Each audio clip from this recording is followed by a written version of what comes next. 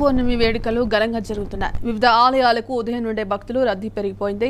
ముఖ్యంగా సాయిబాబా ఆలయాలకు భక్తులు క్యూ కడుతున్నారు. సాయి నామస్మరణతో ఆలయాలు మారుమోగుతున్నాయి. భక్తుల రద్దీని ముందే ఊహించిన ఆలయాల అధికారులు తగినట్లుగా ఏర్పాట్లు చేశారు. ఆలయాలను పూలతో అలంకరించి ఉదయం నుండే పూజలు ప్రారంభించారు. ఇదిలా ఉంటే సనాతన సాంప్రదాయ ప్రకారం తండ్రి తర్వాత స్థానాన్ని గురువుకు ఇచ్చారు. గురువును పూజించేందుకే గురు పూర్ణిమను జరుపుకుంటారు.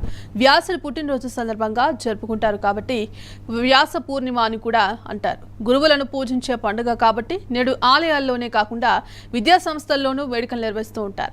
విద్యార్థులు తమ గురువును పూజించి సన్మానం చేస్తారు. గురువులు విద్యార్థులను ఆశీర్వదిస్తారు.